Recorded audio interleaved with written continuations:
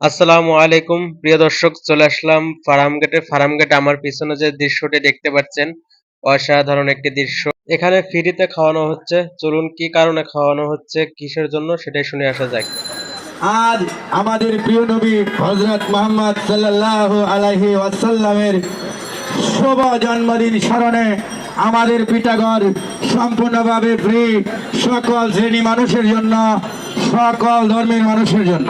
প্রিয় ভাই আমার, অবশেষে শুনতে পারলেন, ঈদে মিলাদুন্নবী হযরত মুহাম্মদ সাল্লাল্লাহু আলাইহি সাল্লাম এই দিনে জন্মগ্রহণ করেছিলেন। সেই উপলক্ষে এক বিশাল পিঠার আয়োজন করেছেন। তো মূলত এখানে যারা আশেপাশে যে মানুষগুলো আসতেছে, এই মাইকিং শুনে কিন্তু এই মাইকিং শুনে তারা চলে আসতেছে খাওয়ার জন্য। আর এমনিতে তো পিঠা দেখলে মাথা নষ্ট হয়ে যায়, অসাধারণ মচমচে পিঠা।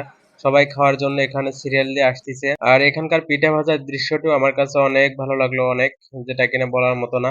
যাই হোক, ফার্মগেটে এসেছিলাম ভাগ্নের সঙ্গে দেখা করার জন্য। সময় কাটে না কি করি, পরে এই দৃশ্য দেখে দৃশ্যটি ভিডিও করলাম, মোবাইলে ধারণ করলাম। তো এখানকার আশেপাশে যে লোকজন আছে, রিস্কাওয়ালা ভাই এবং সাধারণ মানুষ যারাই আছেন, তারাই কিন্তু পিঠে খাওয়ার জন্য উপস্থিত হচ্ছেন। অবশেষে তারা পিঠে কিন্তু খাচ্ছেন। লাস্টে আমারও খিদা লেগে গেল। কি করব, ভাগ্নের অপেক্ষায়, ভাগ্নে এখনো আসতেছে না। তো আশেপাশে সবসময় এদিক ওদিক তাকাচ্ছি যে এখনো আসে না কেন, এখনো আসে না কেন। তো এখানকার যে পরিবেশটা মূলত অনেকটাই সুন্দর একটি পরিবেশ।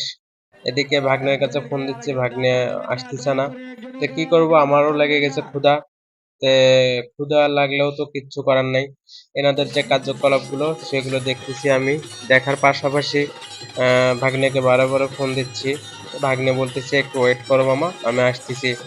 তো লাস্টে আমারও খিদা লেগে গেল। কি করব, আশেপাশে কই যাব ভেবে পাচ্ছি না। তো এখান থেকে অবশেষে বের হয়ে আসলাম। বের হয়ে এসে সামনের দিকে একটু হাঁটা শুরু করলাম, যে দেখি কোথাও কিছু পাওয়া যায় কিনা। তো ফার্ম গেটটা একটু ঘুরে ফিরে দেখলাম আশেপাশের জায়গাগুলোকে। অনেকটাই ভালো লাগলো, খিদে লাগছে, যার কারণে রেস্টুরেন্টে চলে আসলাম। বেশি কিছু খাবো না, হালকা পাতলা একটু নাস্তা করব। এদিকে 500 টাকার নোট মামার কাছে ভাঙতি নেই, কি করি আর